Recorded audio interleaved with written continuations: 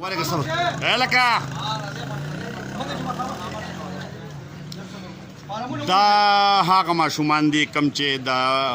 لر زګون د خپل کارونو لپاره د امتحان ورکړل او د هغې لپاره چې کوم دنو راغلي دي د تاسو ګورئ بهر په دې ګیټ باندې ولاړ دي د بورډ او د ملکان بورډ ګیټ چې کوم د دې لپاره بند دی. ته کوم ځای نه راغلی لکه تا چې اوس خبره کوله کوم ځای نه راغلی او تا زه د جولاګرام نه او تا د پیرانو نه او تا خال نه. دا وګوره د جولاګرام نه د خال نه د پیرانو نه دا ماشومان چې کوم دي راغلي د خپل مسلو د حل لپاره څه پکې هغه دی په لارو کوڅو کې چې کوم دي ناست دي او څه چې کوم دی دغه دي دغه هم ناست دي او دغه هم ناست دي او ورسره چې کوم دی بیا دا دیخوا دا هم ناست دي او دا د روزانه په بنیاد باندې چې کوم دی راځي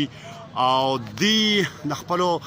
چې کوم امتحانونه ورکړي دي د هغې دپاره نوي داخلو دپاره د نوي د ریچیکینګ دپاره د نورو څیزونو دپاره دی راځي او دلته کې چې کوم دی د ملکن بورډ دا ګیټ چې کوم دی نو دا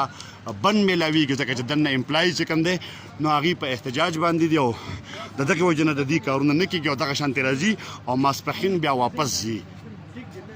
سوای په هغه په ګوايو کنه زمونږ 2 ورځې دي اخرنۍ ورځې دي لاست ډیټ ته پکې مونږ څو کو دا اوس موږ دلته نه میلاویږي ته مونږ څوک په سرکاري کې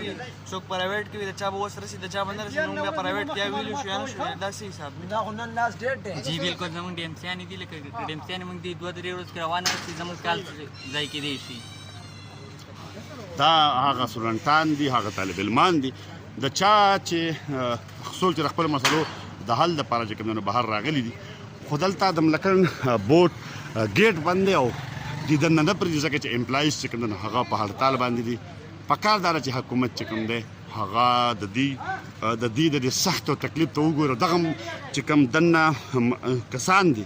د هغې سره مذاکرات وشي او هړتال ختم شي چې د دې ماشومانو مسلې چې کوم دی نو دا حل شي.